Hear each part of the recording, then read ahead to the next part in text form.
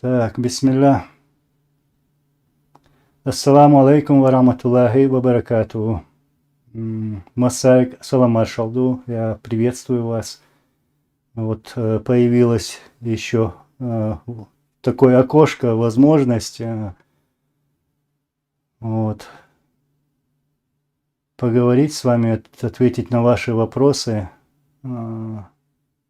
Исаак Шмулевич, да в каких городах и в странах я не был.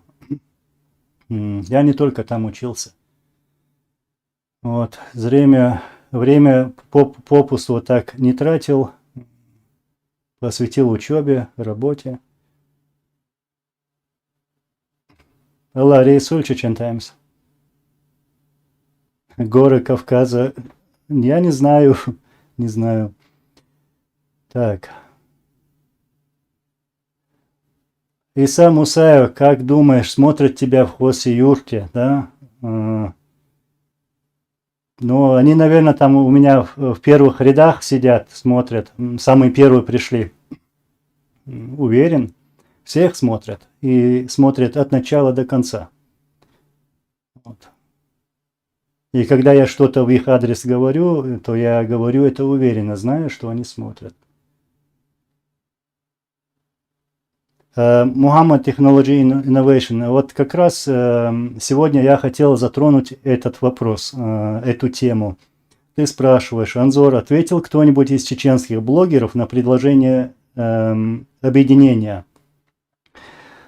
Ну, я знаю, что кто-то не ответит, но если даже не ответят, по-любому, эта идея жива, и я вам покажу, что эта идея действительно хорошая идея, и что это живая идея, и что эта идея принесет нам всем пользу. Вот. Есть люди, которые есть действительно профессионалы своего дела, есть и молодые люди, которые откликнулись к моему призыву, скажем так, призыву о том, чтобы открыть союз чеченских блогеров. Вот. Я считаю, нам этого сегодня не хватает. Действительно не хватает. И я слышу много слов поддержки, но мне сейчас сегодня на этом начальном этапе нужна действительно реальная поддержка. Реальная поддержка. Там не 5, не 10 человек. Нет, их будет больше. Их будет больше. И все вместе мы можем сделать вот реальное дело, на самом деле реальное дело. И это реальная сила. Если создать такое общество, союз чеченских блогеров.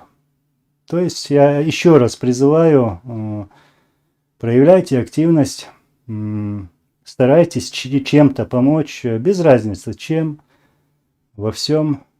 Вот. И мы продвинем это дело, иншаллах. Ва алейкум ассалам.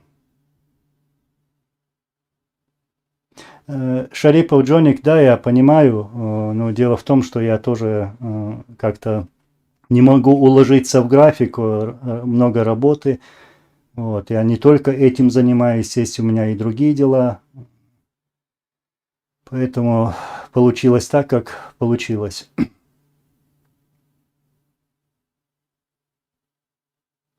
Азамат Фазулин, сейчас зачитаю.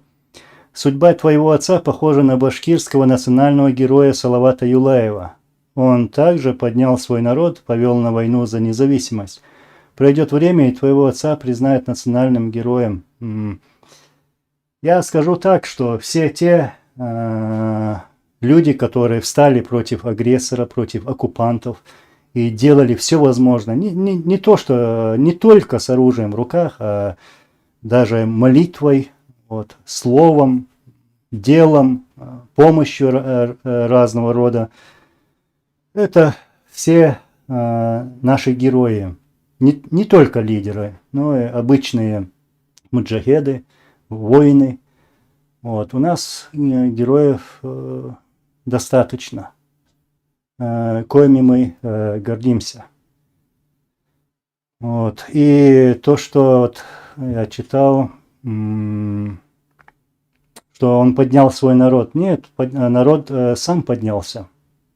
Жахар Дудаев, Зелимхан Яндарбиев, Аслан Масхадов, Абдулгалим Садулаев и другие, они были нашими лидерами. И все отдали свои жизни в борьбе против оккупантов, против этих варваров.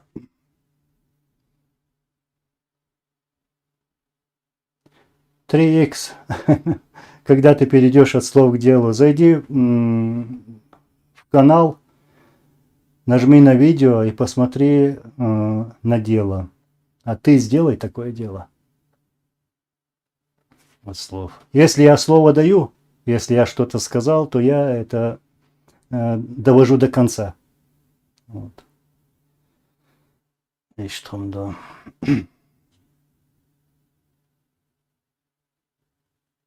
Валейкум салам, Гардаш. Хаял Даш Дамиров. Валейкум салам, Халид. Горы Кавказа, почему ты меня не сделаешь модером? Ну, потому что я тебя не знаю. Может, поэтому?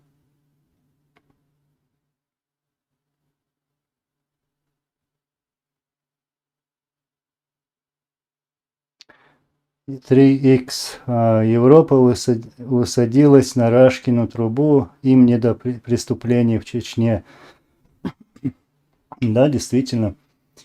Мировому сообществу не до преступлений на чеченской земле против чеченского народа.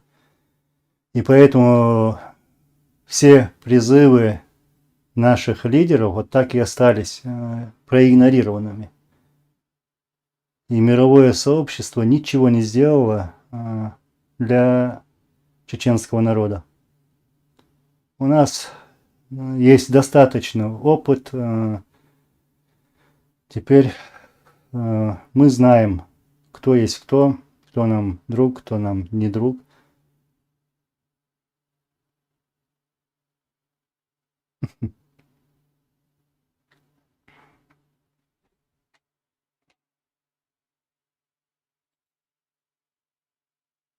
Так, секундочку. Я тут кое-какой вопрос решаю.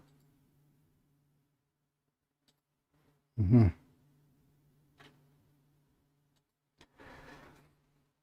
Рус, Теп, Хомичаашу, где ты живешь, да? Я живу в Норвегии, в Осло. Вот.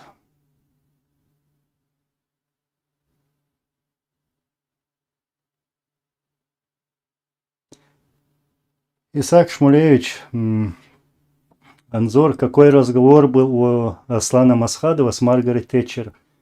Я присутствовал на этой встрече во время его официальной поездки в Англию. Вот. И в то время, как мы помним, Россия проводила провокации против чеченского народа и против чеченского государства.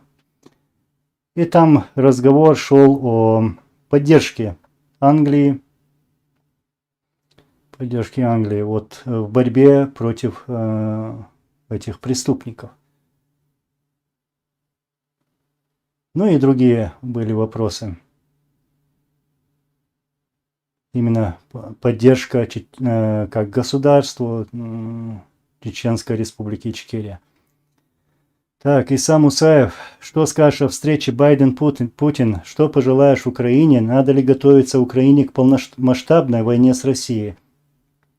Наши лидеры всегда предупреждали, всегда напоминали и говорили, что дружить с Россией очень опасно.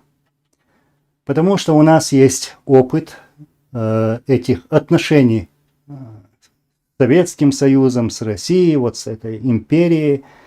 И наши лидеры предупреждали вот мировых лидеров стран, разных стран, что с ними дружить опасно. Вот кто-то искал эту дружбу, вот, искренне даже. И, как мы знаем, вот, что произошло в Грузии, вот, ну, что вот, как ты пишешь, в Украине, мы же знаем, ну, например, мы мусульмане, да, чеченцы.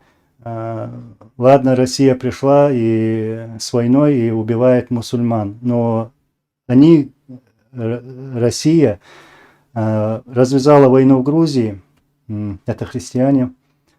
Украина тоже христиане, и называя своими братьями еще, и они развязали войну. И ведут эту войну против украинцев, вот, против грузин, и еще смеют называть их братьями. Какие братья? Вообще, какие могут быть братья, человек пришел с оружием и тебя убивает?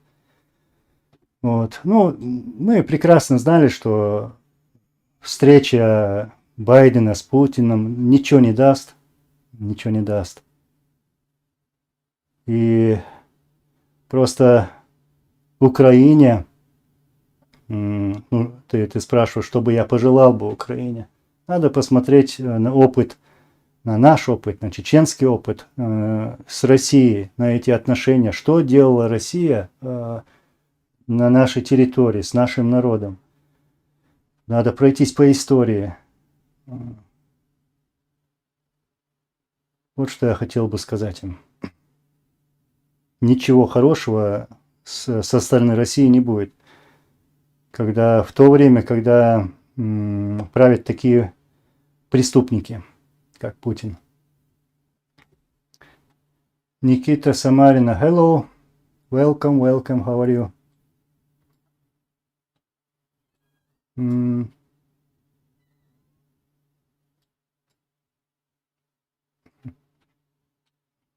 Так.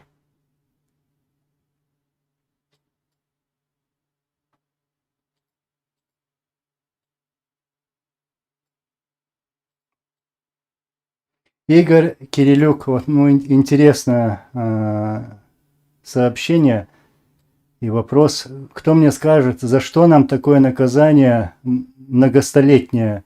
Как такой сосед, Россия, чем мы прогневили Бога? Но наша проблема в том, что у нас такой сосед. Вот посмотрите, даже взять любое государство, любую республику, везде Россия проливала там кровь, убивала народы. Балтика, Украина, в Азии, везде, на Кавказе.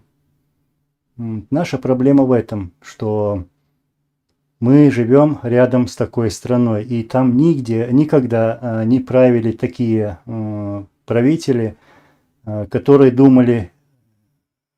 думали о других народах, не то что даже о других, а даже о своем народе тоже. Сколько миллионов они своих даже уложили. Вот, наша проблема в этом. И вторая проблема в том, что мы в трудные моменты не можем объединиться. Те, которые пострадали от этой России. Вот, например, война в Украине, да. Почему другие люди не открывают глаза, не помогают сегодня Украине, например? Нужно массово стоять за Украину. Вот. Если что-то произошло в Грузии, не дай Всевышний, чтобы что-то там еще произошло, то помогать Грузии надо. Вот, а не то, что сидеть в стороне и думать вот так, что вот это не произойдет со мной. Пока в России такие преступники правят, эти проблемы будут существовать, к сожалению.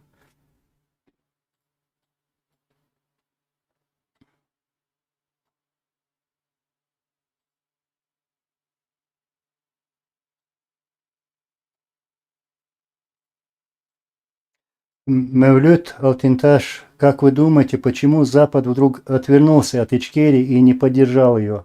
Не то, что вдруг Запад никогда в нашу сторону не смотрел. не смотрел. Я бы более подробно рассказал бы, но если так коротко сказать, если там у нас будут, у них появятся какие-то интересы, то будет полная поддержка, то будет все. А сегодня мы остались одни. Даже в то время, когда нас сотнями тысяч убивали, у нас убито 300 тысяч наших жителей России. И Запад молчал. Запад играл с Россией ради своих интересов с Россией.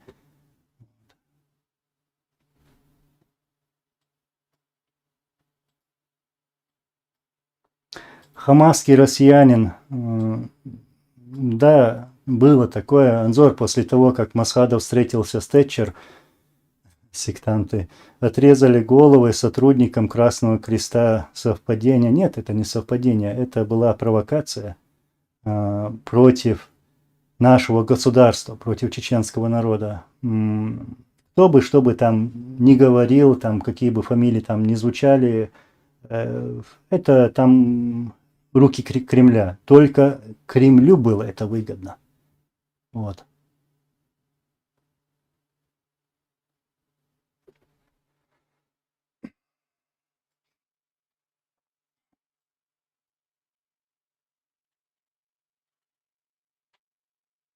Я где-то еще там наверху остался, поэтому я медленно иду. Так, валейкум ассалам.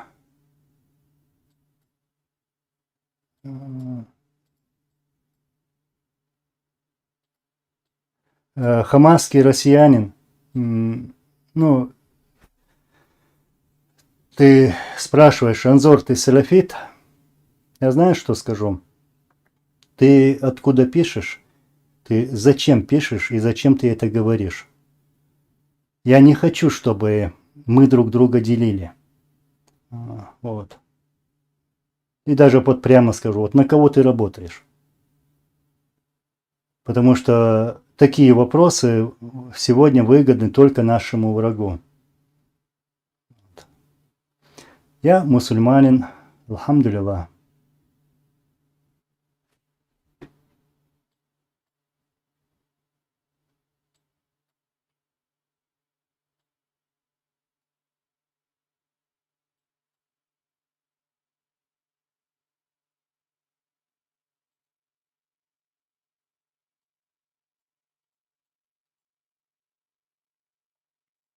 Хамасский россиянин, опять ты. Анзор, ты за имарат или за нормальную форму управления? Я же тебе говорил, что не просто так ты задаешь вопросы, но отвечу и на этот вопрос. Я за чеченское государство. Леди 1974, Дейлер Машалхуил. Нет, недавно начался эфир.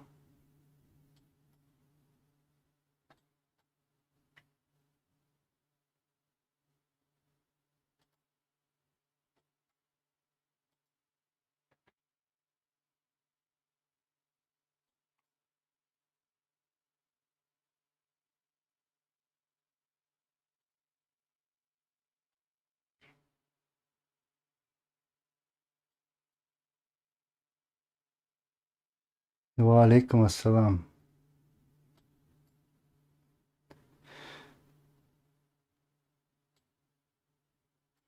Ибраим, я хотел бы, чтобы сегодняшняя основная вот тема была, чтобы касалась им в основном этого. Вот ты пишешь, Анзор, как по поводу обращения к блогерам за общую идею? Есть отклик?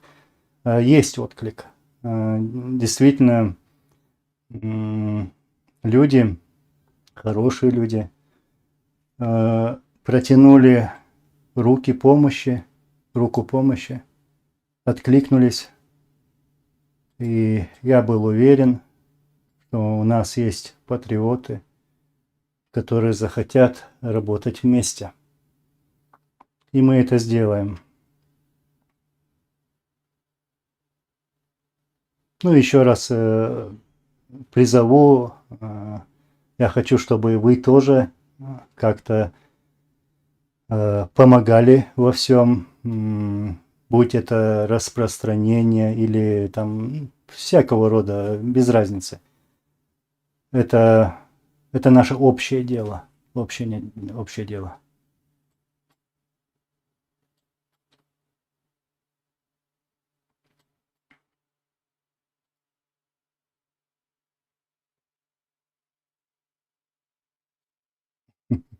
Иса Мусаев, сейчас зачитаю. Так, я его потерял. Ну, сейчас я найду. Вот, нашел. Иса Мусаев, что скажешь о предложении Кадырова Тумсо насчет подраться со своим сыном? Если Тумсо выиграет, то он уйдет с поста. Ну, что Иса Мусаев сказать? Ну, дитё просто. Слова на ветер бросает. Просто играется как, ну, я как это представляю, маленький мальчик, девочка, не знаю, в песочнице играет, понимаешь? Ну, вот такое у меня представление, когда вот он такие там делает заявления. Заявления. Смешно просто. Массо басоп так боль, да, лалаш.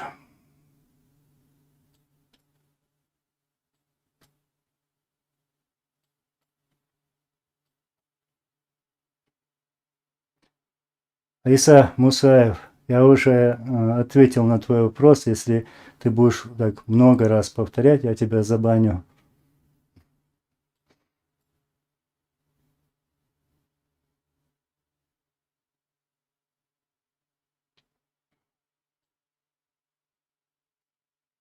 Али Нат, валикум салам, Саваш. Лично был знаком с твоим отцом, да лазут побыл Дольсон, массира Дольца, да лазут побыл. Имел удовольствие пить с ним чай в январе 95-го года в президентском дворце. Массо басоп так года, лалаш, леврей свой, Саваш, леврей свой.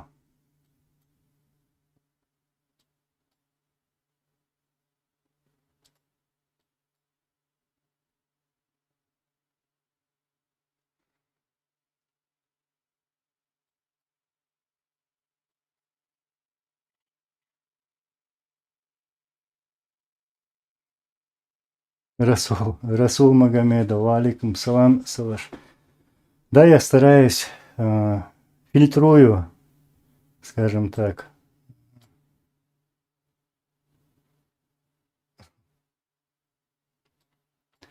Набери вес. Булю. Не дают, не дают. Аслан Эсеев, да, я помню, ты писал, что вы служили в Вильнюсе, в Литве. Ну, у меня лет 15, что ли, было, 14-15 лет в Вильнюсе.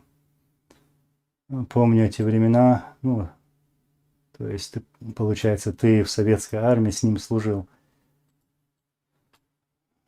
Дукновчи, вежде валай, борцигадук, салты.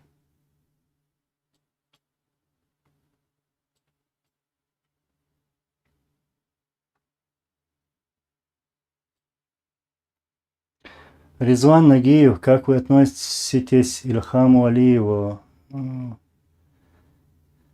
Как и все чеченцы, очень хорошо. Наш президент, мой отец, очень хорошо также относился к нему, к его отцу покойному, как к брату. Мы часто бывали в Баку на этих официальных встречах. Я был рядом с отцом. Вот. Как к своему брату, Резван. Валикум салам.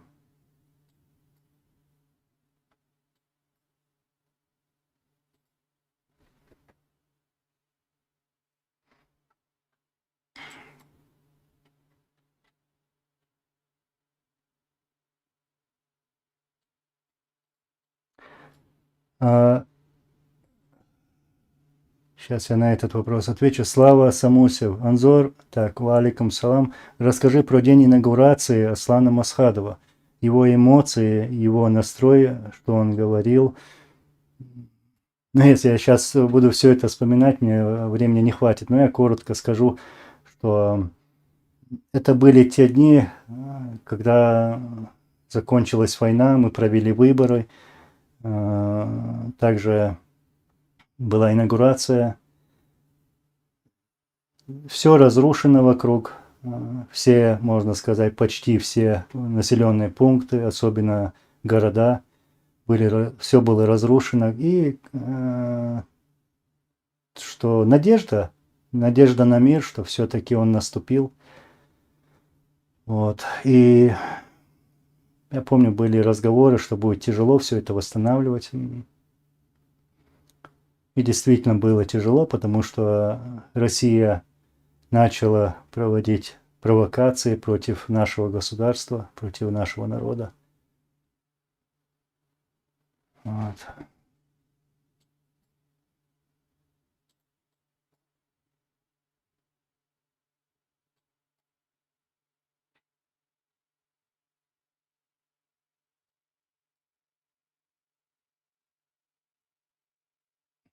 Резван Нагиев, вы сын Масхадова или Дудаева? Масхадова, его сын.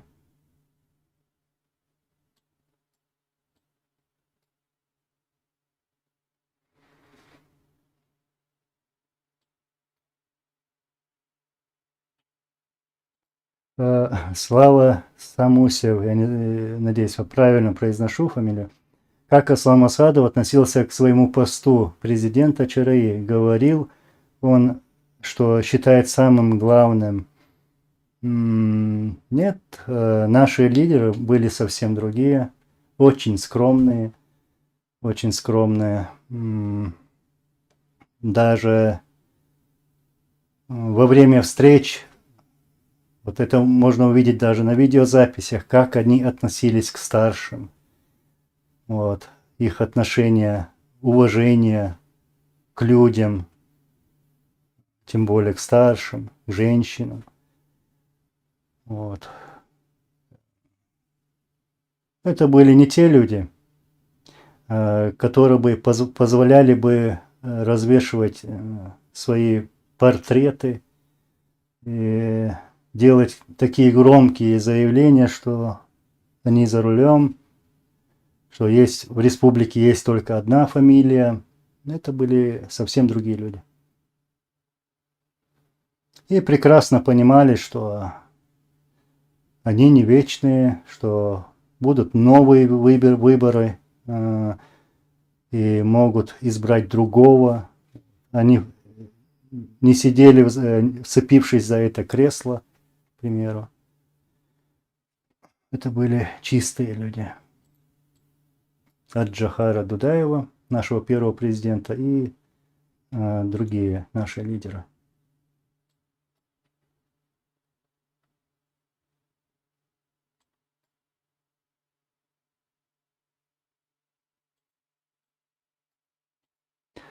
Исам Усаев, Анзор, что скажешь про Тарамову? Многие высказались. Ну, знаешь, мне, будучи чеченцем, мне тяжело сейчас об этом говорить, подробности все.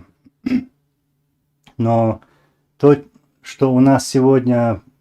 Потому что если говорить, то надо говорить все. Вот поэтому мне как-то тяжело. Но я коротко постараюсь это сжать и высказать свою мысль. Все то, что у нас сегодня происходит, вся эта грязь, скажем так, и все, что мы слышим, их методы, до чего они довели людей, вот, это все по вине ставленников Путина.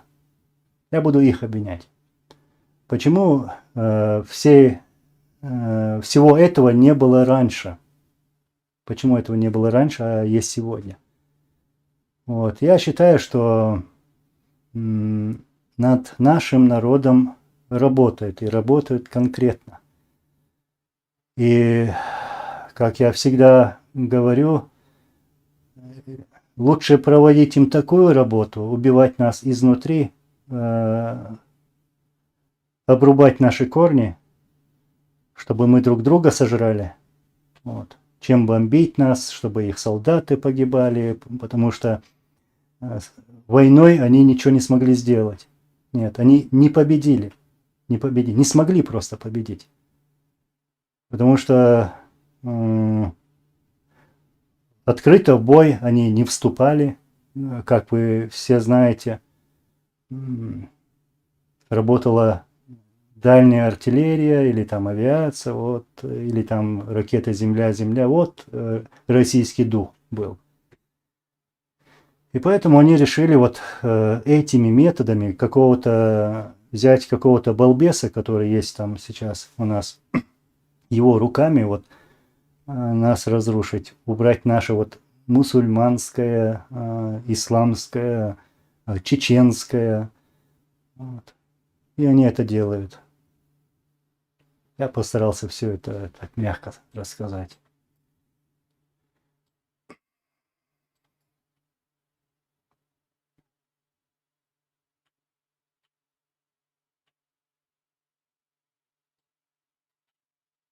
Леди 1974. Анзор, ты мой вопрос игнор или как? Я просто не увидел твой вопрос. Увижу, отвечу, но задай еще раз. А то у меня все быстро пошло.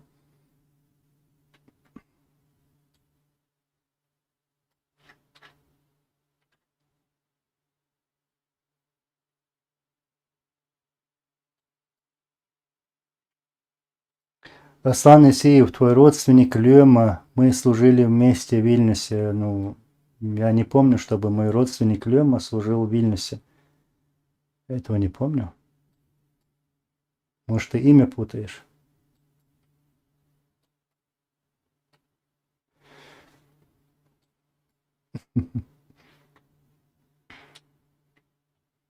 Сейчас я Чечен Таймс приду, отвечу. Вот, Анзор, мне тоже интересно про дворцы в Азербайджане. Кто-то еще там что-то сказал насчет этого? Про какие дворцы?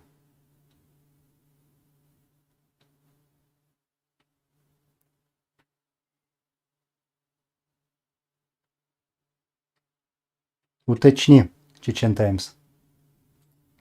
Про какие дворцы ты говоришь?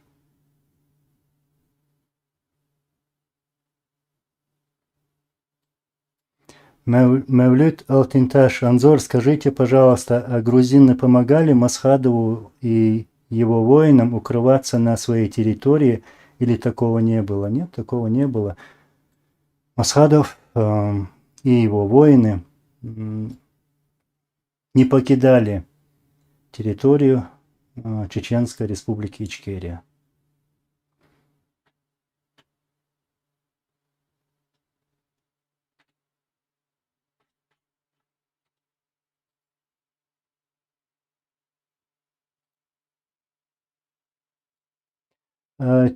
Тимур Хромое. Не нужно обсуждать людей, тем более женщин. Это низко. Все, что происходит с мусульманами, это испытание от Всевышнего. Неуместно ныть и ворчать от бед и потрясений. Верующий должен понимать это. Ну, я об этом и говорю. Мне неудобно и не хочу говорить про женщин. Это у нас не принято. Вот. У нас это было всегда, но сегодня как-то где-то это проявляется. Ну, я знаю, как я говорил, чьими руками.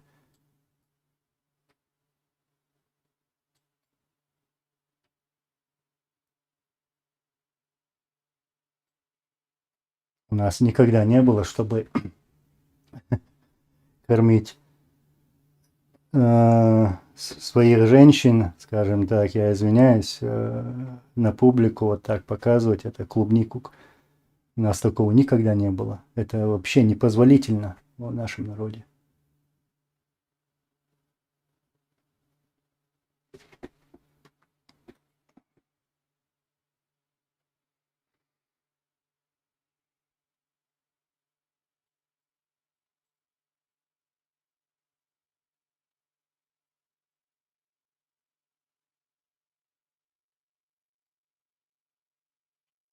Том Рикл, сейчас, секунду. На таком посту, как у Дудаева, в армии СССР нельзя остаться с чистыми априори, тем более он член КПСС, торжественно клялся в атеизме. Ну, вся страна в то время, Советский Союз и чеченцы, и все кавказские народы прошли через это. Я сам надевал этот галстук, честь отдавал, там, как это было, пионер, всегда готов. Но все меняется. Самое важное – это конец. Как ты пройдешь эту жизнь, на каком пути ты останешься, или ты изменишься, или не изменишься. Джохар Дудаев наш герой, наш первый президент Чеченской Республики Ичкерия. И никто, ни один не имеет права сказать что-либо в его адрес. Это был сын своего народа, герой, наш герой.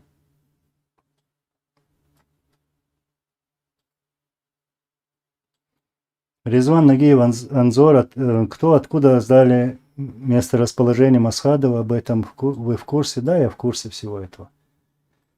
Я это много раз говорил. И все то, что там говорят, якобы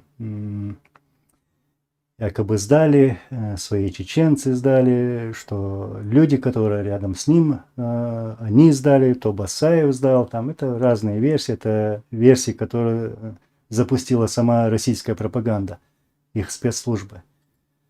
Нет, это все было по-другому. Они определили с помощью телефонной и мобильной связи GSM.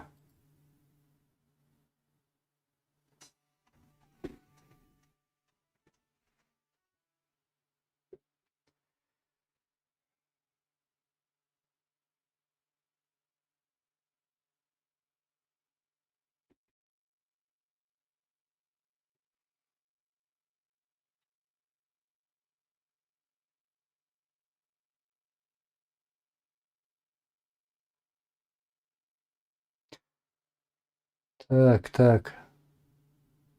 Резван Нагиев, я не знаю, какая у тебя информация, какая может быть у тебя информация.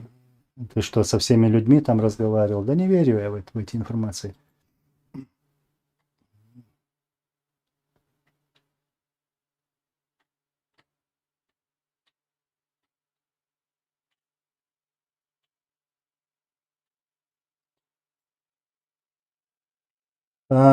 Леди 1974, нашел я твой вопрос. Вопрос был про дворцы в Азербайджане. Почему не живете там во дворцах? О каких дворцах? У меня не то что дворцов, у меня там дома своего нету, даже квартиры нету, валлахи нету. Я примерно понял, о чем ты говоришь и откуда это. Не обращай внимания на душевно больных людей. Не обращай. Там уже люди разбираются.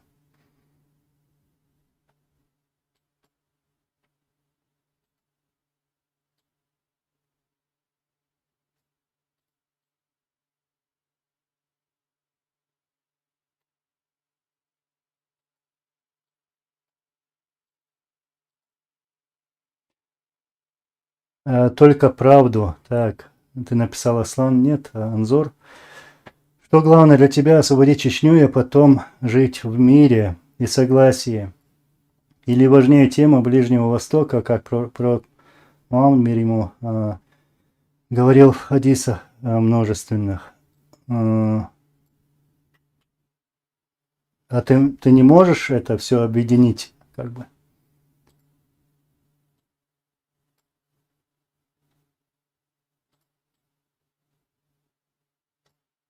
Вот где мы как бы торопим какие-то события, заигрываем словами. Вот такими методами нами управляют. Мы должны оставаться мусульманами и думать о своем народе, и дать своему народу все то, что мы можем дать, то есть и безопасность, и думать о безопасности своего народа. Я не хочу, чтобы мой народ находился всегда в пекле, чтобы ему вешали какие-то ярлыки и потом начинали, развязывали войны. Я этого не хочу.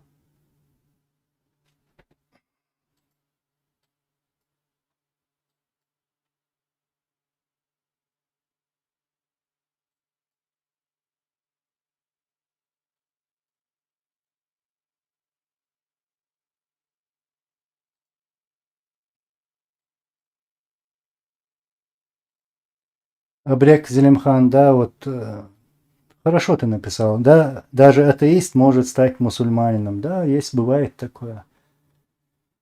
Всю жизнь человек был, например, атеистом, и раз становится мусульманином, принимает ислам. И это в последнее время бывает часто.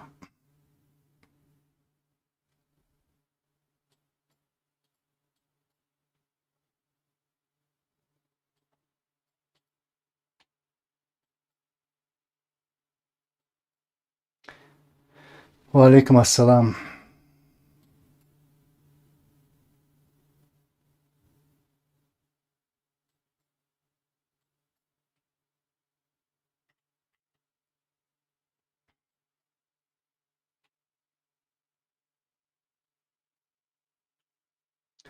Стоит Халид. Между Масхадом и Басаевым были разногласия на религиозной основе. Ну, салафизм – проблема, арабы-муаджиры – проблема, и все в этом духе. Я никогда не слышал, чтобы такие разногласия между ними были. Нет, не было такого.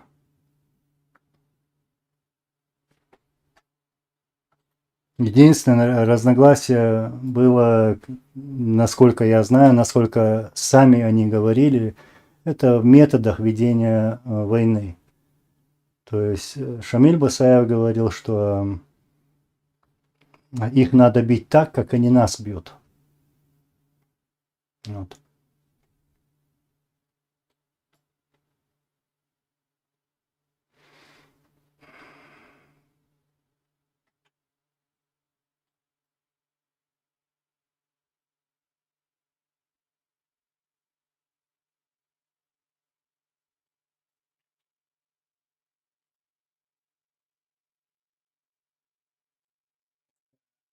Резван Нагиев, давай ты не будешь сейчас заигрывать этим вопросом, как убили Масхадова, как его сдали. Я тебе сказал, как. Никто, ни один человек, гражданин наш, чеченец, не сдавал Масхадова. Не надо ничего тут выдумывать. И то, что ты сейчас говоришь, это говорят российские спецслужбы. И ничего хорошего они не скажут. Так, валейкум ассалам.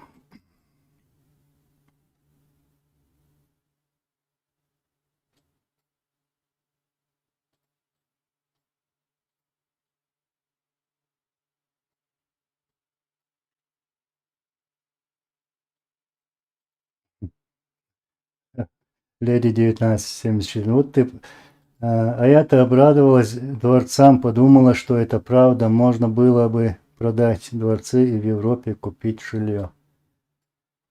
Я тебе дал совет, не надо слушать душевно больных людей. Людей, которые связаны, ну, я прямо скажу, я не люблю называть этого человека, упоминать вообще с человека, ну, человека, связанного с кадыровцами.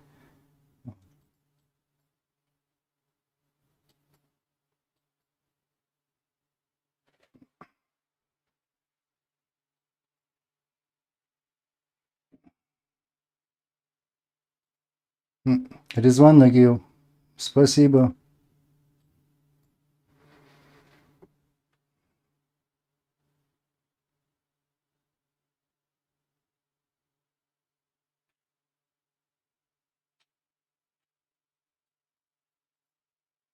Я сейчас на своем испанском отвечу тут. Анзор Люльгич Камлайха Улай Саваши Балам Бацер. Балам Бацер. Zijn dikwijls er baunus. Alle doen. Gegiet wel maat. Ook tegenschra.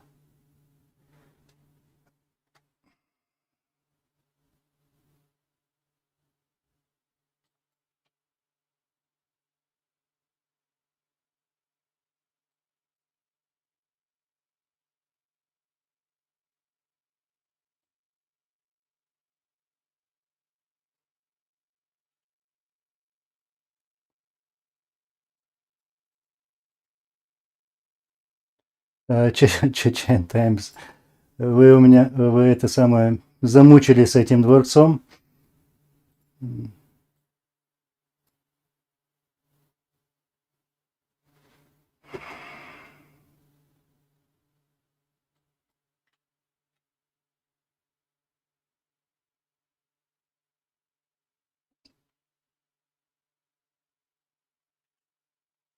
Тимур Хромой, вот ты пишешь, нельзя бить врага его же методами. От того, что враг коварен и жесток, не значит, что ты должен переступать границы, а наоборот должен понимать, что жестокость, настигшая тебя от Всевышнего.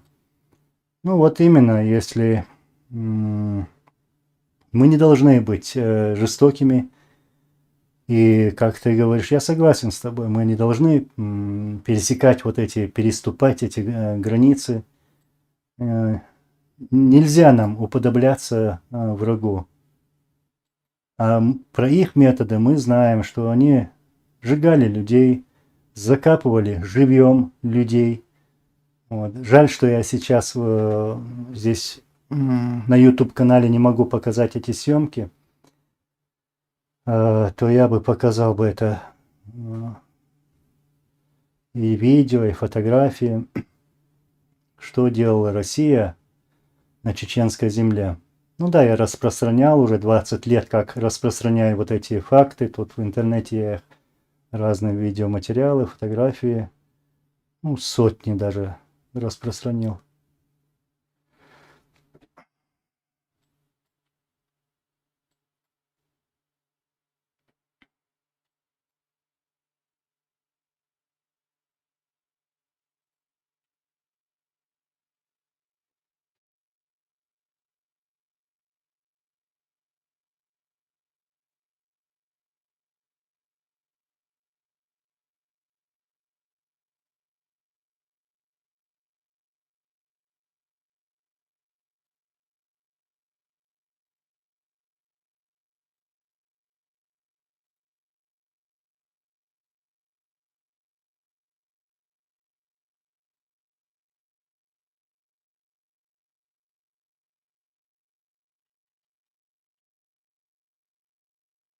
Мурад Ал. Сейчас, секунду. Анзор, помню, после смерти Дудаева через некоторое время по телевизору показали одного человека, который утверждал, что Дудаев не был смертельно ранен и что он был еще жив, когда сказали, что он умер. Ну, насколько я знаю, вот, ну, он буквально сразу вот так умер. Он погиб, он был убит. Allah razı olsun, bol dölsün masira.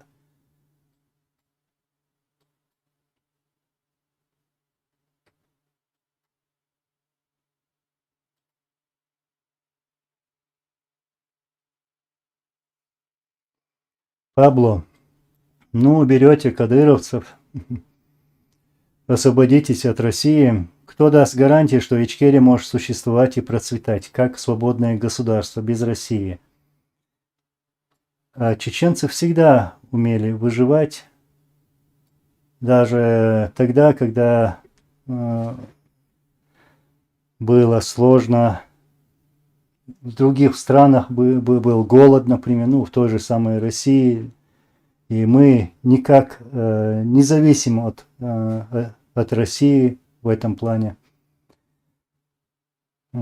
Если бы нас оставили бы в покое, мы жили хорошо. И у нас люди жили лучше, чем в самой России. Я помню, к нам приезжали сами россияне за покупками, чтобы купить товар у нас в республике. Вот. Так что если нас оставят в покое, мы будем жить хорошо.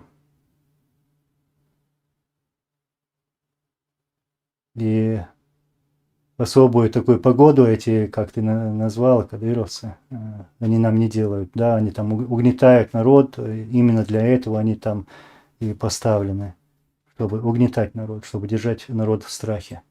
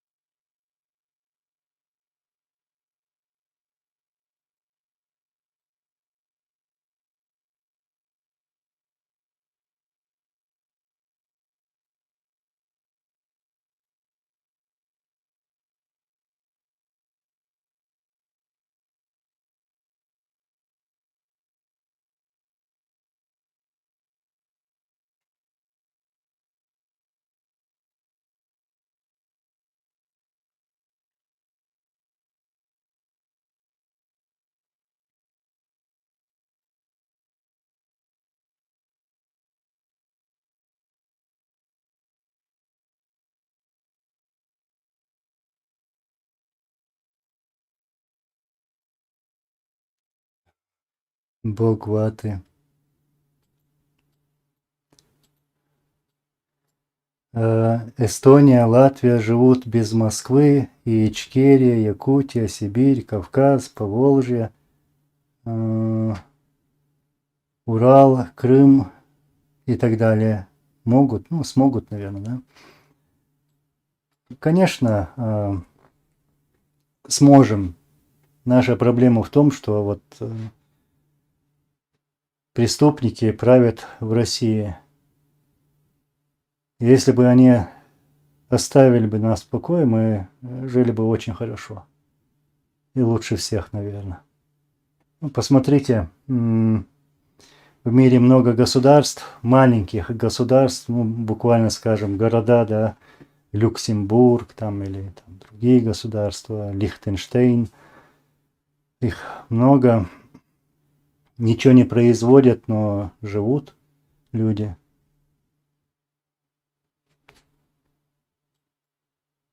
У нас есть нефть, у нас есть много чего полезное, ископаемое и так далее. Даже если Россия закроет все границы, то у нас проблем с выживанием не будет.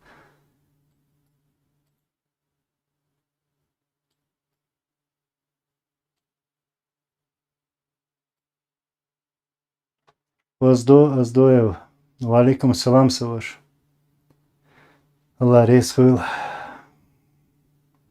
Allah resvil.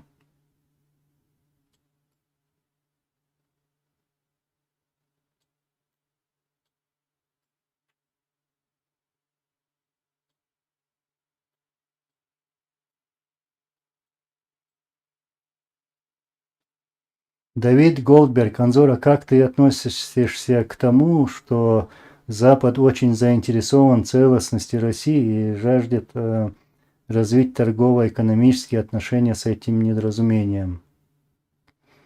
Это просто игра. Игра. У Запада и России никогда не будет вот этих искренних вот таких отношений, чтобы у кого-то, у друг друга там было все хорошо. Нет. Россия хочет, чтобы Запад развалился, скажем, и даже предпринимает разные провокации по этому поводу.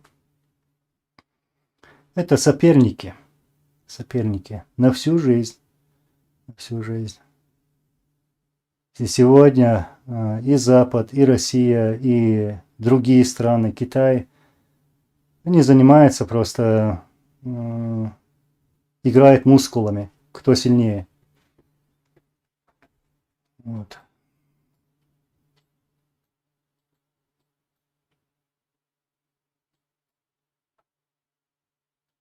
России надо разрушать только изнутри, пишет Шаризон.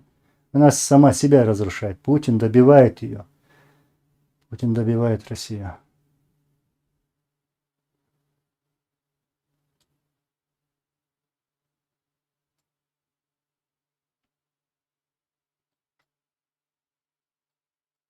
Том Рикова, зачем Чечне независимость?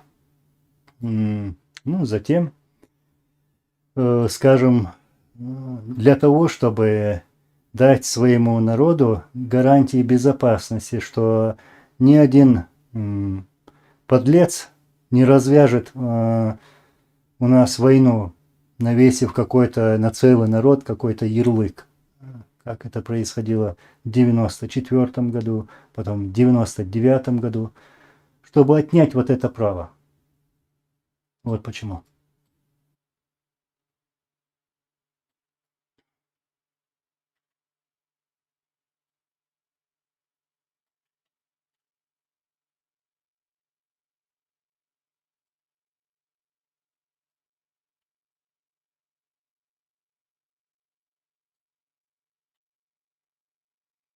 Так, пролог.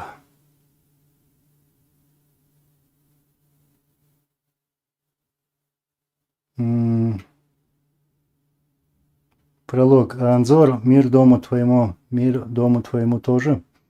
Как относишься к понятию войнах и идее единства войнахских народов? Известно ли, как идея единства войнахских народов относился Аслан и лидеры Чеченской республики Ичкерия? Ну, я скажу коротко, что наши лидеры относились к ним как к своим братьям, как к своим братьям. Вот так. Такое отношение было. И никогда не делили их. Никогда.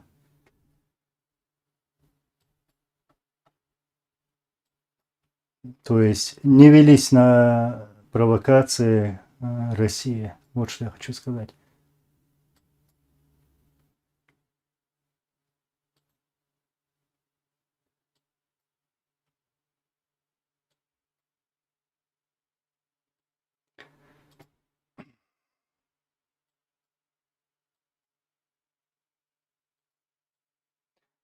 Мухаммад Technology Innovation.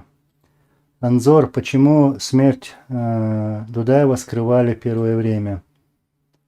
Ну, это то же самое, что в то время, да, это, я помню этот день, это было, скажем, больно было признавать, что нашего лидера убили.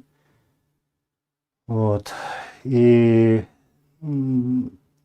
я расскажу еще про другой случай. Например, в 2002 году Масхадов со своей охраной и со своими воинами выходил из окружения, и в этом окружении погиб его брат, сам был ранен. И эта информация нигде не опубликовывалась, нигде об этом не говорилось, что вот при выходе из окружения был убит его родной брат, сам был ранен, то есть наш президент.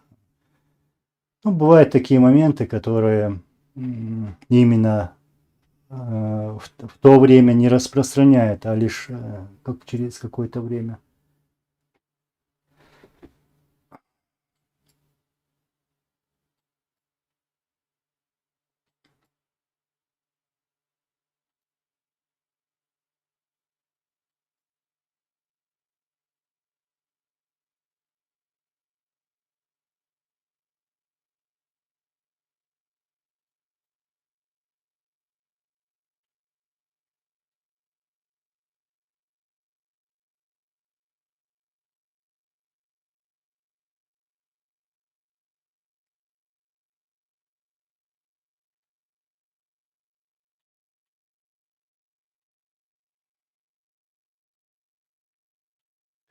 Так, старый горец. Что стало Хизыром?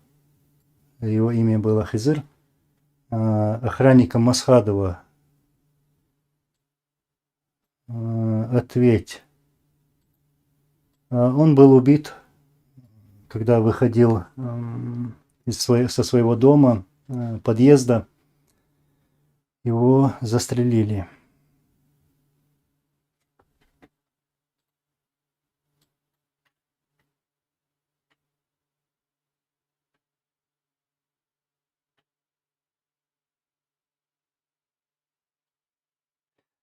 Тут еще тут задают разные вопросы, что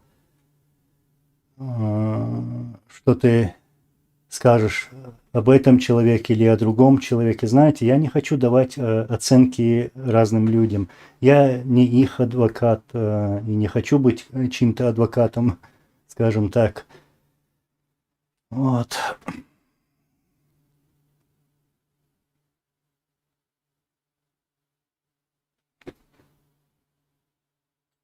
Потому что я слышу, эти вопросы очень часто. Что ты думаешь о нем, что ты думаешь о другом.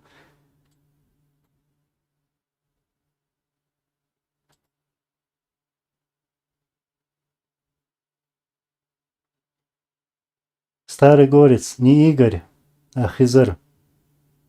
Талхадов Хизер из села Алирой.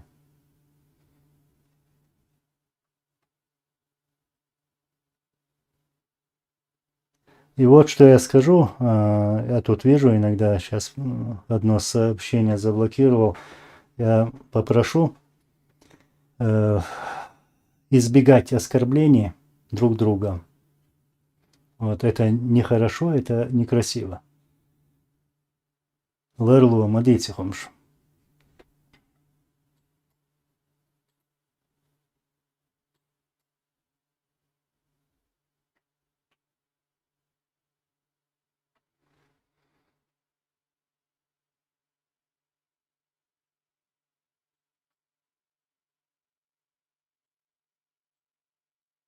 Ильнус Перов, здравствуйте. Спасибо. Стараемся, работаем. Сопротивляемся, как можем, против российской пропаганды. Вот. И будем продолжать. Кто бы там что ни делал или что бы там ни говорил. Это наш долг.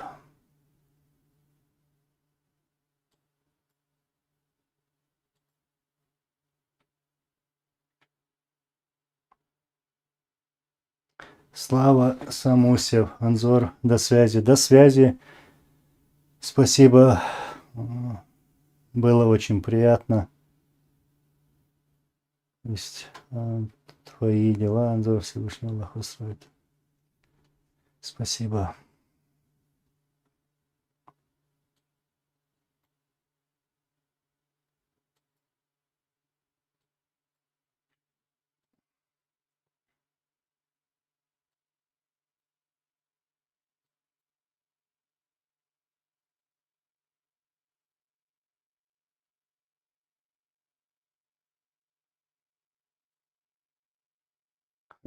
Хамзат Гилаев. Если бы не союзные республики, то Гитлер съел бы русских на завтрак. По-другому скажу. Например, советская армия воевала, то есть мы все воевали во время Второй мировой войны на нашей нефти. Нефть, которую добывали в Чеченской республике в основном, и затем в Баку. Именно поэтому Гитлер хотел захватить Кавказ, поэтому хотел захватить Грозный. Грозный очень сильно бомбили, по рассказам. Я много читал об этом. Именно чтобы захватить город Грозный. То есть, пускай Москва, пускай Россия говорит спасибо грозненской нефти. Вот. Это нефть, это горючее заливались в Т-34, в другие там технику военную.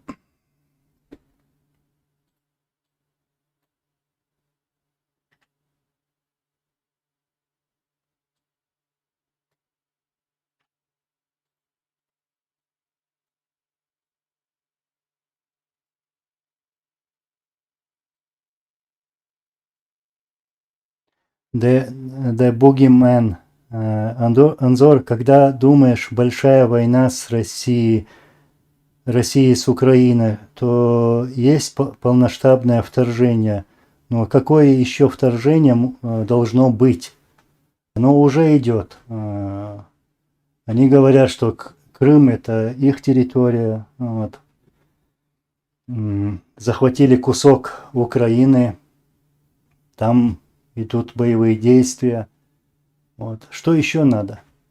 Это война. Надо признать, что это война. И, как я говорю, нужно, чтобы украинцы учились у нас даже нашей истории, истории российско-чеченских отношений, именно войн, чтобы хорошо узнали Россию. Как я вижу, они не знают, что такое Россия. И появляются люди, которые называют их братьями после всего этого. Хотя у нас своих тоже таких хватает. Сколько мне лет?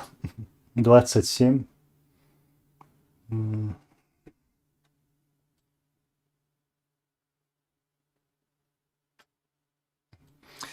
Мурат Аль, как твоя поездка прошла? Есть результаты? Дал эту боль, дал рейсвил, дал эту массира боль. Я увидел много людей и был рад этим встречам в разных странах, во многих странах. И эти встречи вот действительно помогли мне разобраться в некоторых вопросах, даже в таких вопросах, кто есть кто. И после этих встреч я взял кое-какие решения, появились новые идеи, мы обсуждали с этими людьми вот эти идеи. Буквально недавно я озвучил одну из таких идей, скажем, союз чеченских блогеров. Я бы хотел обсуждать эту идею с вами, и чтобы мы вместе работали над этой идеей, и мне нужна ваша поддержка, вот, чтобы мы добились своих целей. Так что поездка прошла удачно. Алхамдулилlah.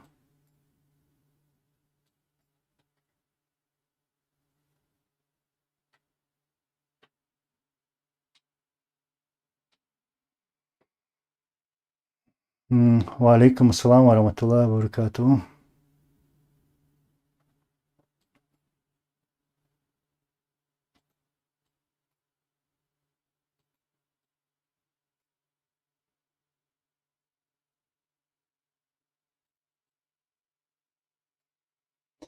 Так, мисс Малика, скажите, пожалуйста, Анзор, введено в 99-м осенью из Ямадаевых кто-нибудь руководил каким-нибудь отрядом? Ну, если я правильно понял, имеется в виду, воюя против российских оккупантов? Да нет, я и такого и не слышал. Насколько я знаю, то Ямадаевы сразу же перешли на сторону российских оккупантов. Они же сдали Гудермес. Вот.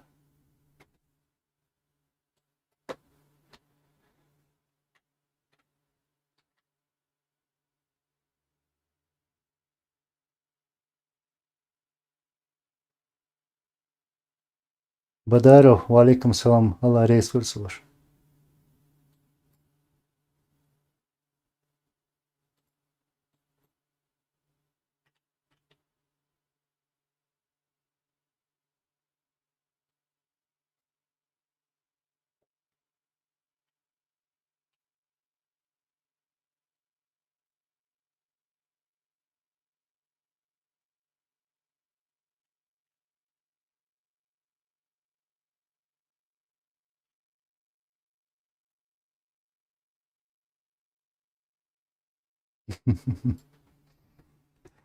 Брэд Питт.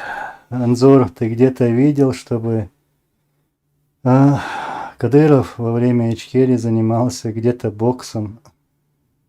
Ну, Брэд Питт, ты просто извините меня, посмотри на его телосложение, там что-то есть такое, намекающее на то, чтобы этот человек когда-либо занимался даже спортом, боксом.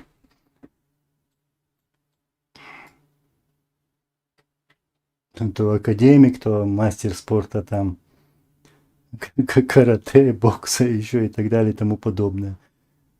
Концерт, концерт, детвора.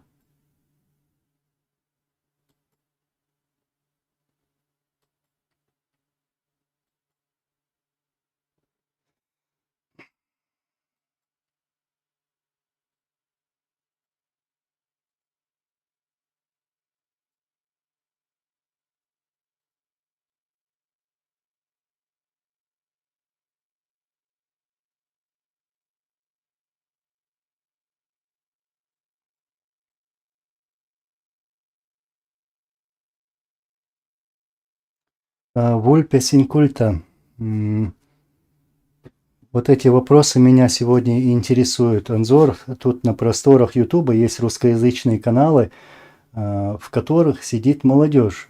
Авторы этих каналов, молодые люди, некоторые из них освещают события в Ичкерии или не полностью, или руспропагандой. Ну, насколько я понял, ты имеешь в виду наша молодежь, да? Освещает.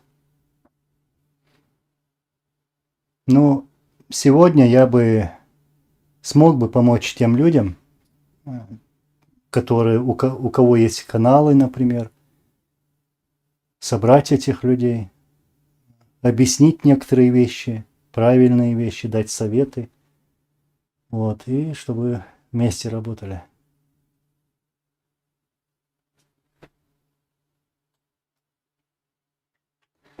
Ди Адель, Буалбича, Ниссахуле, Ниссахуле.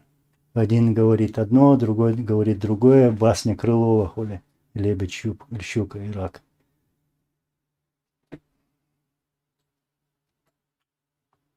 Ну, Абрек Залимхан, да, это был такой призыв, вот ты пишешь, все блогеры, которые работают во благо Нохчичуэ, должны послушаться тебя и работать дальше совместно.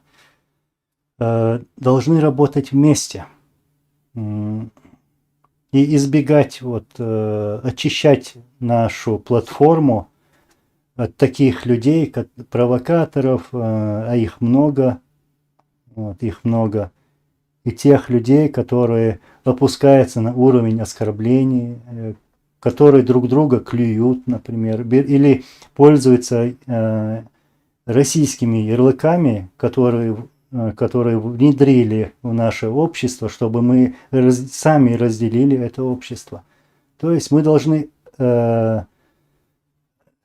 очистить нас внутри. От этого мы должны очиститься. И если кто-то из них, активисты или блогеры, захотят, чему я буду рад, работать вместе, то это будет очень хорошо.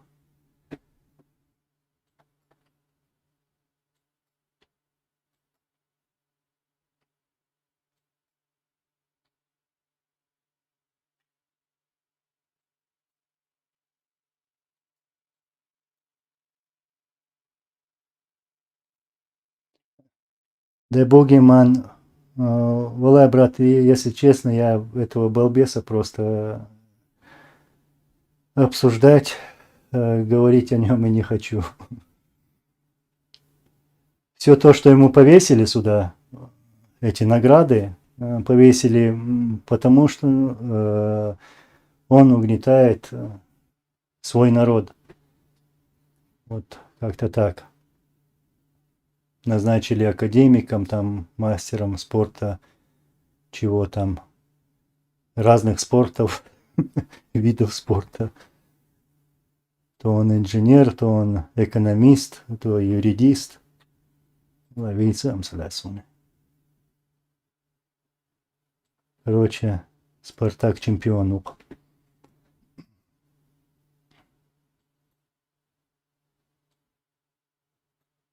Вольпес, Анзор — это разная молодежь, в основном это русскоязычная молодежь. Если можно, я скину ссылку на одного из таких. Хорошо, скинь тогда.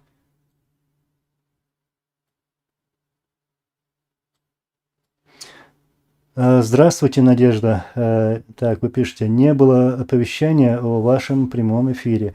Проконтролируйте, пожалуйста, включите оповещание заранее. Ну, я включил, я не знаю, почему YouTube это делает.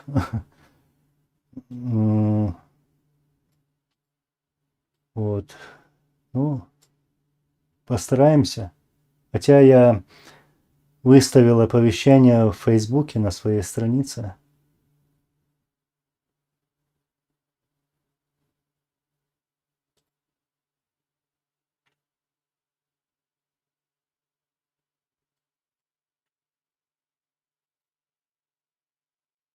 Так. Кавказан Сюринш. Анзор иш дука дагаду Европе маршу хирьер бохш. Дейлда цадор дуда мола цадуэрзер ду хузаха ормаш дахиц эл дахканан дац ахаш дина цаурду бош аш сатюш аш ду иде те кочер ду и пархту хирю да мола цадуэрзер ду işte.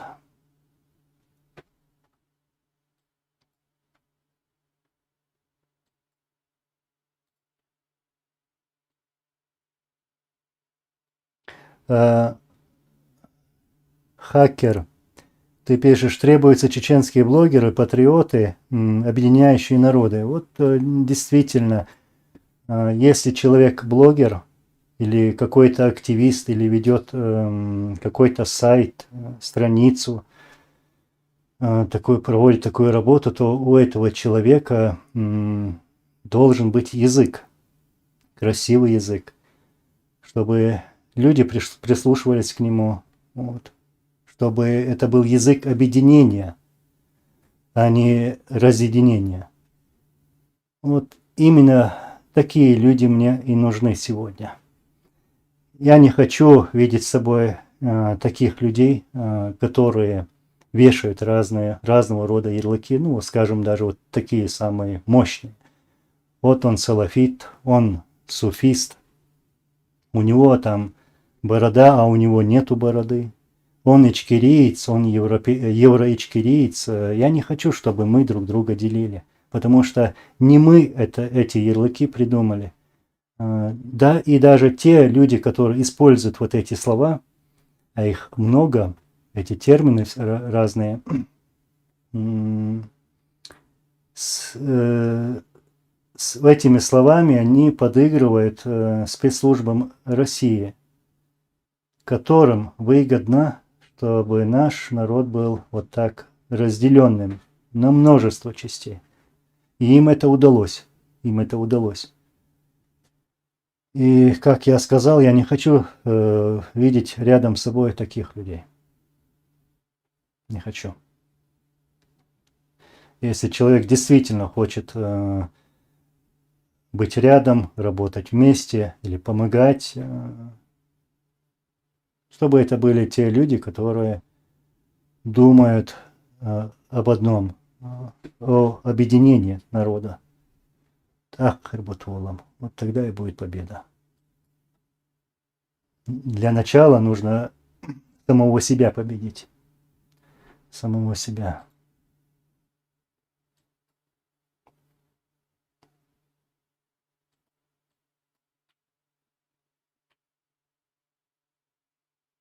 Да, Мола.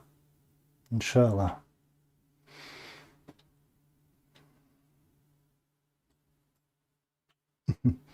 Ильнус Перов, Анзор, вы отслеживаете чемпионат мира по футболу? У меня времени просто нету, чтобы смотреть футбол. И работа, и вот эта работа. Ну, в общем, как говорится, 24 часа занят. Ну, я так говорю, шутя.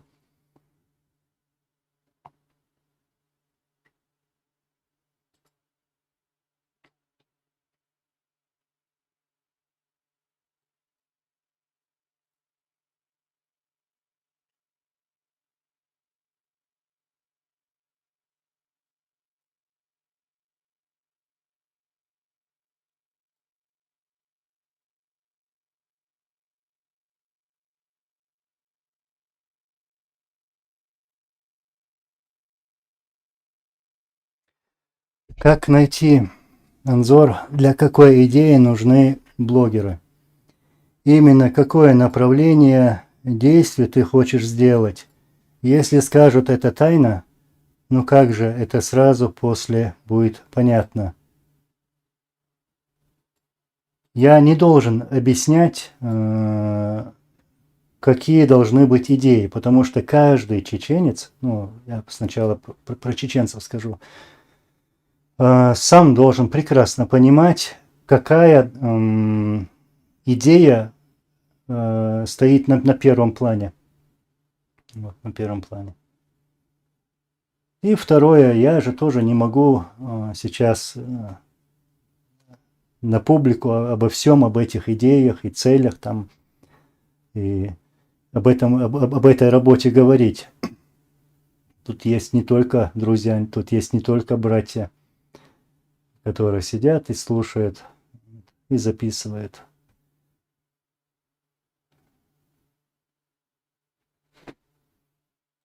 Мы сами должны знать, какая идея нам важна сегодня. А если такие люди подтянутся, если так, то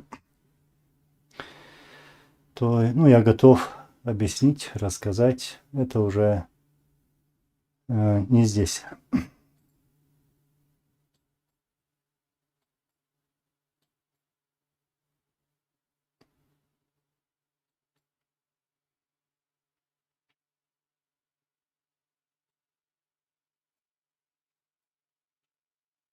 Ва алейкум ассалам, Руслан Шмоль.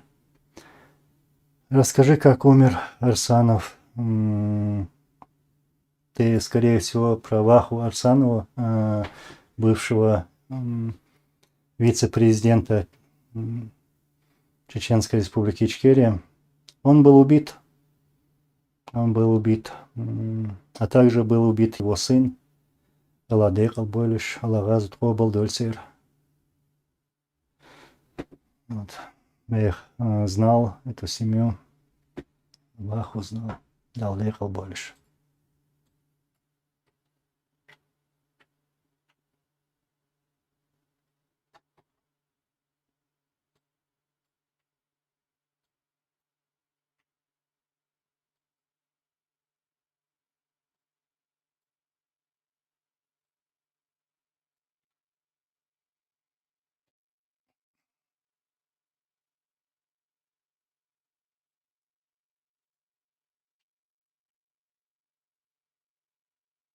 Иса Медаев. Ва алейкум ассалам ва рахматуллахи ва баракатуху.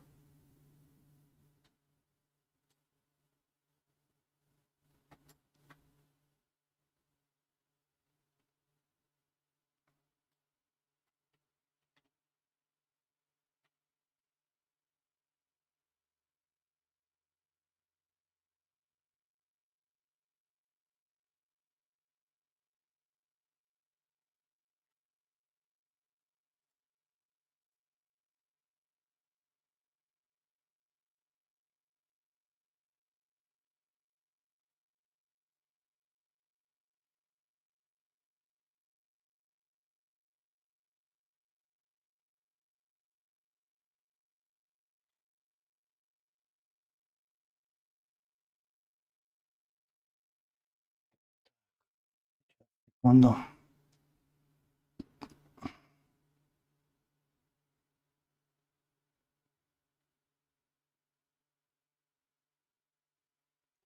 Ва алейкум ассалам.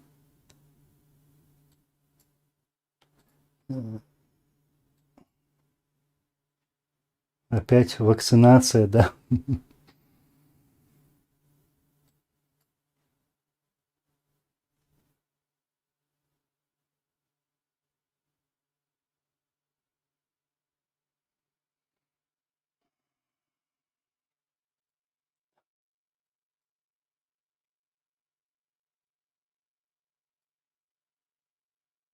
Валикум ассалам.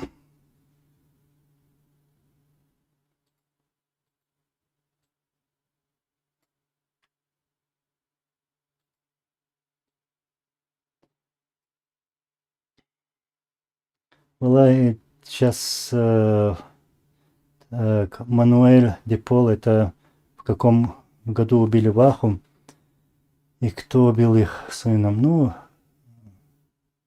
эти изверги, э, кадыровцы. Был ли это 2005? Ну, примерно так это было. Сейчас я дату точно не помню, если честно.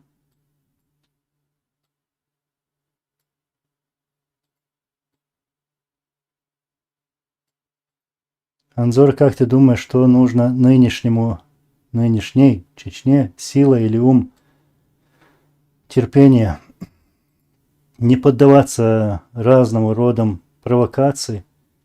Я как вижу, и как вы сами знаете, как вы сами, как сами видите, вот эти марионетки Путина, пехота Путина, делает все, чтобы разделить наш народ. Ну, так, на две части, например. Люди, чеченцы, которые живут дома на территории Чеченской республики Ичкерия, оккупированной Российской Федерацией, и другая часть, люди, которые выехали. Вот они делают все, чтобы разделить нас. И даже их заявления, вот они уехали, евроичкерийцы, вот эти слова они используют. То есть разводят вот эту фитну.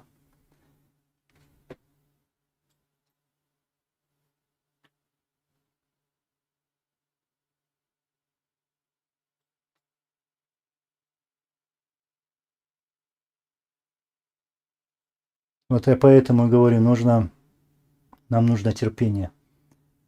Терпение, терпение. А ум, у нас есть ум. Молодые люди, поколение, вот, они учатся в разных странах, учатся в разных государствах. Это инженеры, это врачи, это и военные, разные специальности. И мы обязательно вернемся домой. И они принесут нам пользу. Пользу.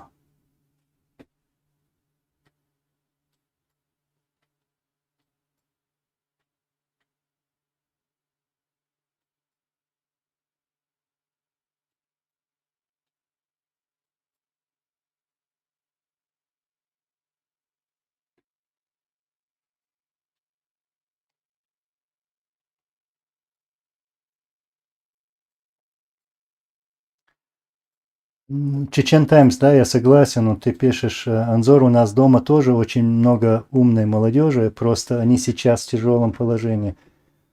Да, я знаю, молодежь у нас умная, активная, активная.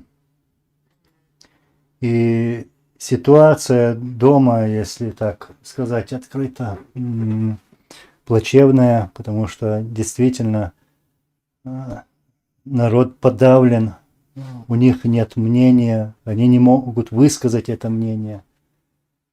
Вот. Если надо, если там путинцам надо, то они, люди, простые люди, должны выходить на эти их митинги. Шейнлук Салилашпу.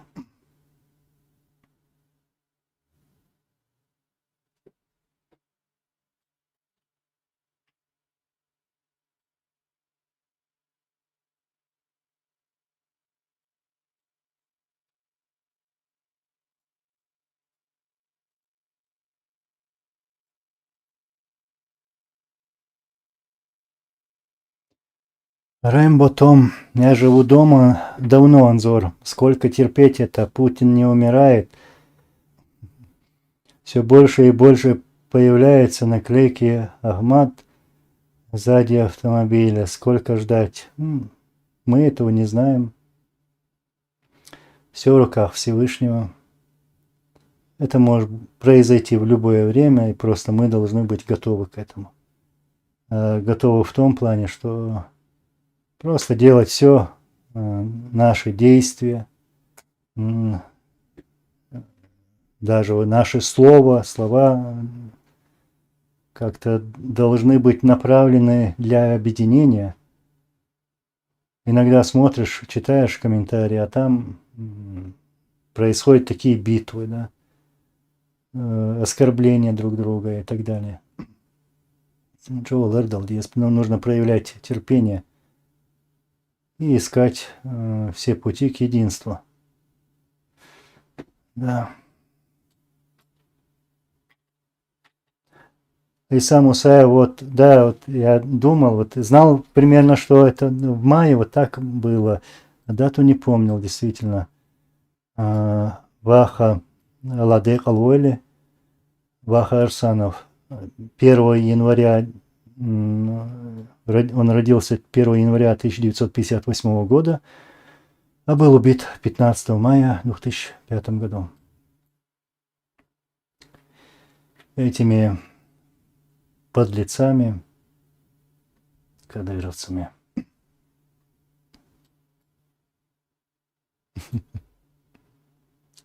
Брэд Питт, ты этим куриц обидишь.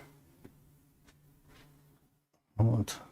Найди какое-нибудь другое название. Куриц жалко.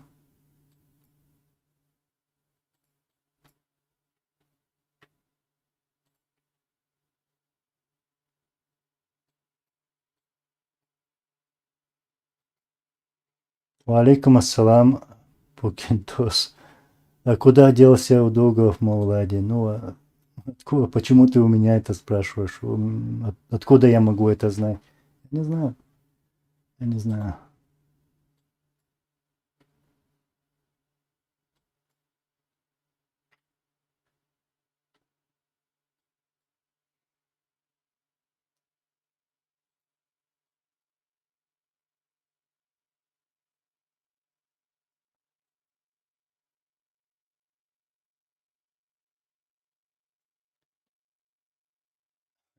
Агент Фюрер, или как это читается, французский язык, да. Есть ли новое поколение лидеров? Готовят ли новые кадры для Ичкерии? Все, как я сейчас недавно говорил, все те, которые учатся, работают, это будущее чеченского народа. Это будущее чеченского народа. Пройдет время, придут люди, умные люди. Они у нас есть. Дукхан Сейсон. Немного осталось ждать.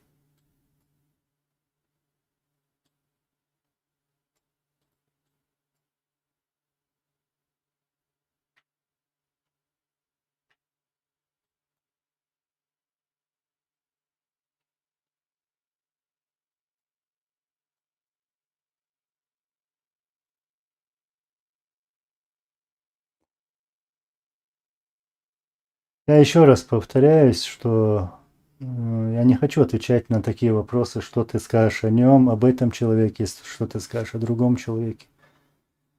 Я не чей-то адвокат. Так что, если у кого есть вопросы по делу, по общему делу, то я готов об этом говорить, обсуждать это.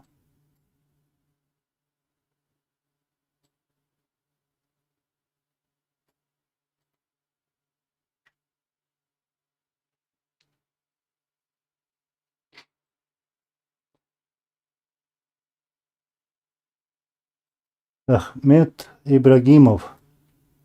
Чечня не смогла, к сожалению, жить отдельно. Давайте правде в глаза смотреть. Ичкерия быстрыми темпами превращалась во второе Сомали. Руками Кремля. Мы жили бы хорошо, и все было бы хорошо, если бы в наши дела не вмешивалась бы Россия. Вот. Так что давайте смотреть правде в глаза. Будем.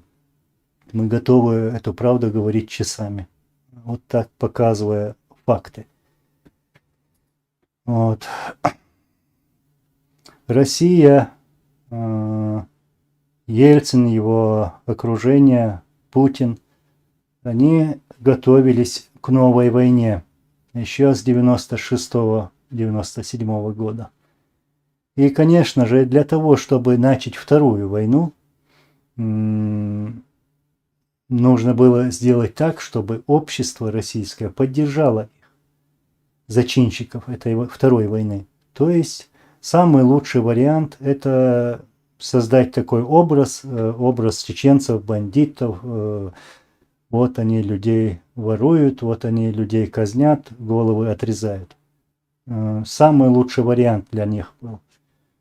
То есть все эти преступления, которые совершались, они действительно совершались, и никто этого не отрицает, совершались по заказам российских спецслужб. Могу просто пофамильно даже называть. Вот, они готовились к войне. И вся вот эта операция, спецоперация, этот цирк, который произошла в Дагестане в 1999 году, вторжение, в кавычках, вторжение в Дагестан, это было задумано в Кремле. Так же, как взрывы домов в России. Кто взрывал? Российские спецслужбы взрывали. Почему взрывали? Для того, чтобы обвинить чеченцев. Нужно было накалить это настроение российского общества, вот, чтобы они сами сказали, что вот надо чеченцев убивать, мочить. И поэтому Путин бессовестно начал открыто делать такие заявления, что чеченцев надо мочить. Вот так они спокойно начали эту войну. Так что не надо нас обвинять, что мы превращались в Сомали. Сегодня Россия – это большое Сомали. Там и беспредел, там правит мафия, там разборки, там людей убивают в тюрьмах и так далее. Множество преступлений, там даже каннибализм есть. В Сомали его нету.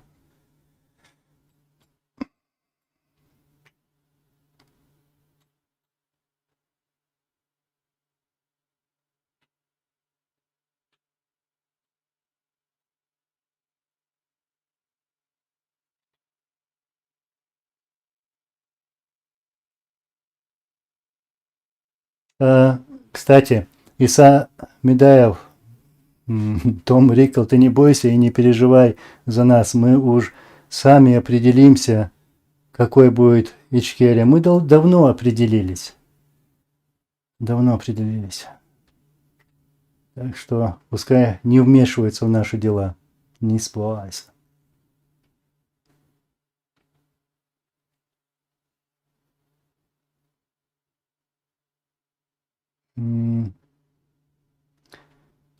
Так, что, завершим, что ли?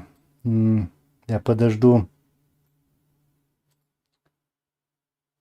Так, я зачитаю сначала, а потом подумаем. Анзор, я не совсем про это, ведь полевые командиры после Первой войны по сути превратились в отдельных князей и не слушали многие твоего многоуважаемого отца. Ну, чтобы... ладно, Ахмед Ибрагимов. А что происходило в тех странах, где была война? Вот любую страну взять, и что там было? Даже Советский Союз после окончания Второй мировой войны. Людей миллионами убивали, расстреливали, преступления были. И сколько лет им понадобилось, чтобы восстановиться. Вот так вот. А тем более наша проблема была в том, что над нами работали спецслужбы страны, ядерной державы, огромной страны, у которой есть вековой опыт разжигать конфликты, проводить разного рода провокации. Вот, да, наша беда в том, что мы не смогли противостоять этим спецслужбам. Не смогли. И мы были обречены. Потому что, как я сказал, планировалась новая война.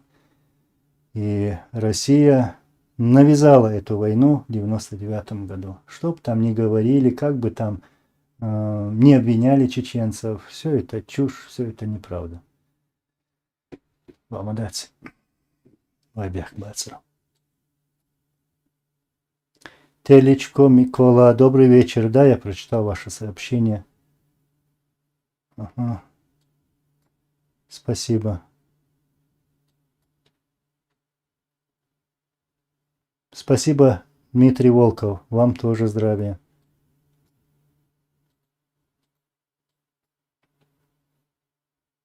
Надежда, спасибо большое. Вам тоже всех благ. Мира, здоровья.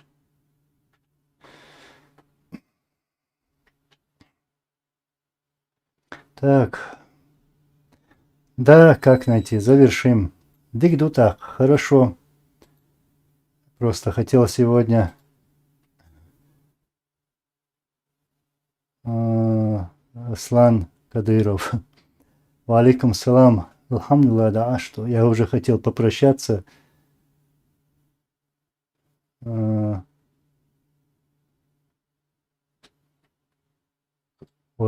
Кто удалил сейчас сообщение? Сейчас. Report put user in time.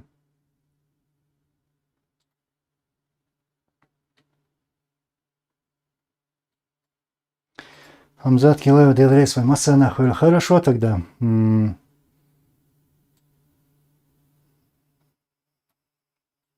Сейчас тут уже вопросы пошли, как я начал уходить. Как ты думаешь, Анзор, вернется ли Чимаев в Чечню и Кадыров после боя в Америке? Ой, брат, я сейчас занят вообще другим вопросом.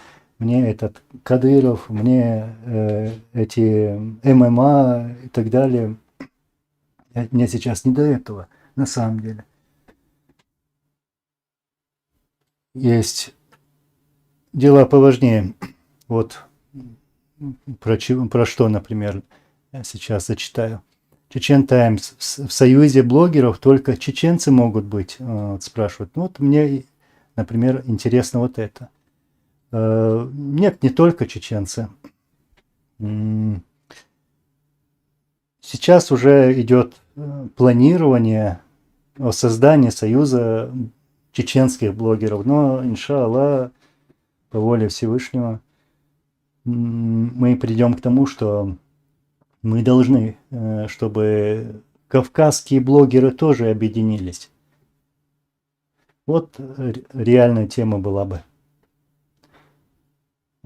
Тогда бы много чего мы добились бы.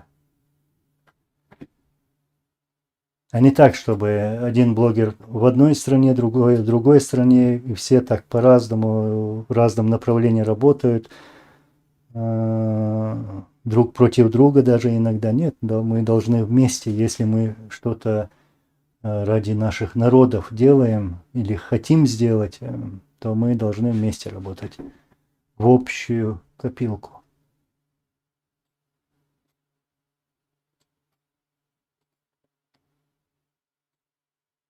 Парабеллум, интересный вопрос, я об этом раньше говорил. Анзор, как мы можем тебе помочь?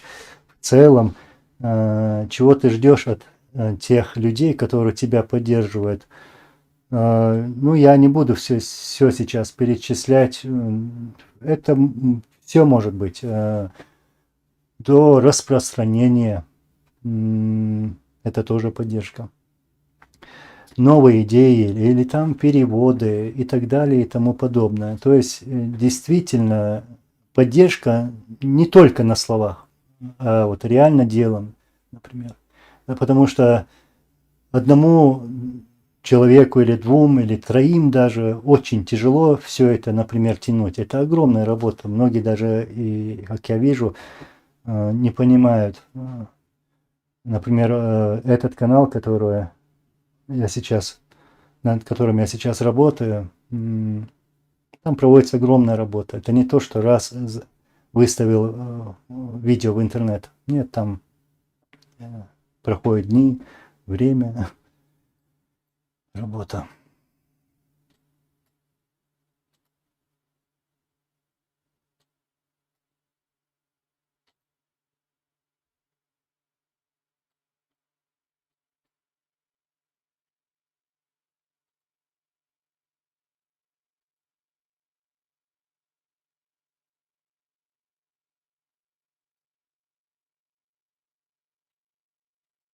Ахмед Ибрагимов. Вот, зачем ты сейчас, мне интересно, зачем ты сейчас вот, ну, вот про все это пишешь? Этим сообщением, что ты Америку открыл, ну, и что ты хочешь этим сказать, ну, добиться чего? И откуда ты пишешь, было бы, ну, вообще интересно мне.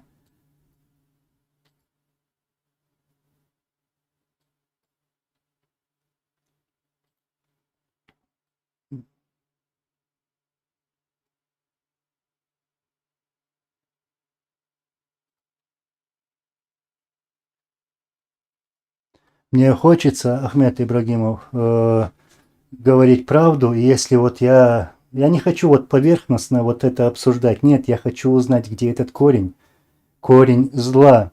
Кому это было выгодно, кто за этим стоял, кто заказывал, кто там разжигал этот огонь, кто финансировал, провоцировал, то есть Кремль. Я буду обвинять Кремль и тех, которые поддерживали этот Кремль.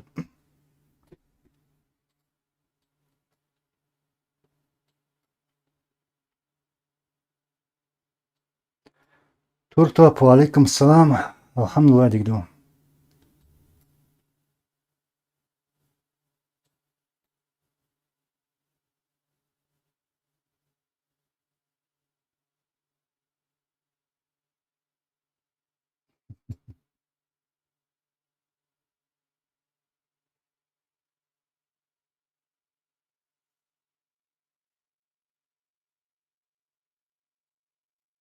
Диана Ди.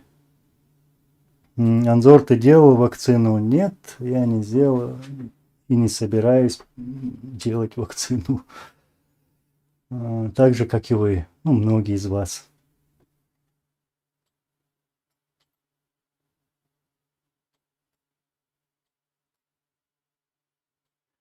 Ну, Ахмед Ибрагимов, Анзор, я про это пишу, что не только спецслужбы России виноваты, во всем виноваты амбиции тех самых полевых командиров, а уже это сыграло на руку спецслужбам туда-сюда и так далее и тому подобное. Да, были амбиции, да, были несогласны, да, были там и так далее и тому подобное. Все это было. Но кто вот управлял, кто там провоцировал, кто? Кто именно? Я скажу, например, Кадыров. Кадыров пытался сделать все, чтобы чеченцы, вот люди, которые ты называешь, ну я понимаю, о ком ты, чтобы они начали стрелять друг в друга. Кадыров вот этого добивался. То есть Кремль руками Кадырова хотел начать внутричеченскую войну. Видишь, какая задумка была? Гудермес, к примеру, события в Гудермесе. İşte bu Albarsiga.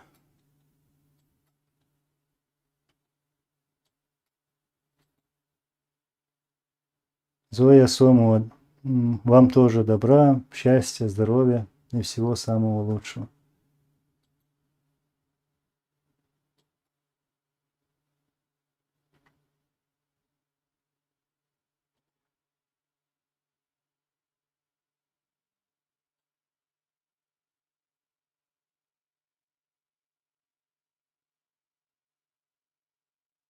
Ларейс Хэл, Зоя Сомова, спасибо. Дай Аллах, чтобы всех вас тоже хранил.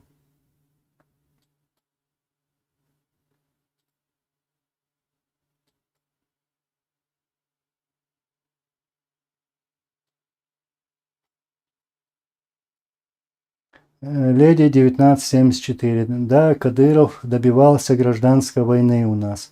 Вот я об этом и говорю. Кадыров добивался, хотел развить эту самую войну внутричеченскую. И руками наших лидеров мы избежали этого. Избежали.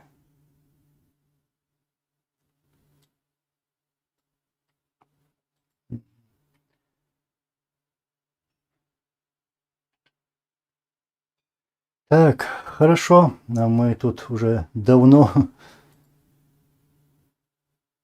Я сейчас к завершению пойду. Да, смешно слушать ложь, когда знаешь правду. Иса Мусаев.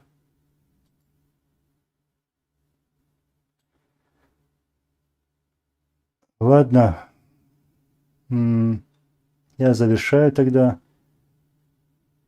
Ждите новые материалы, новые передачи, эфиры. Будем стараться, будем работать. И еще раз призываю прислушаться к этому призыву, потому что действительно нам в первую очередь сегодня нужно объединить активистов. А вот эти активисты – это реальная сила. Потому что... Секунду. Делрейский массера его обвисливал. Потому что, слушая некоторых людей, уже 20 лет, мы ничего не добились. Вот.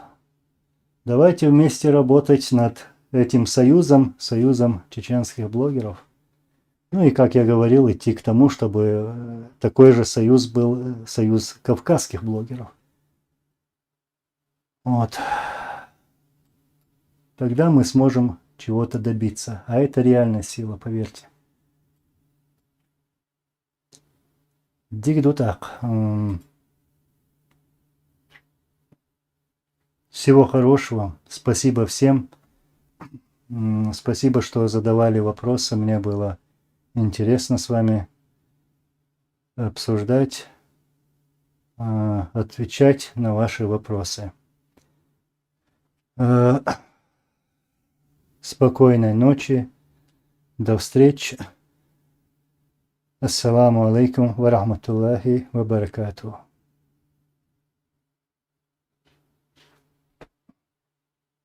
Ва алейкум ассалам. Делрейский массира.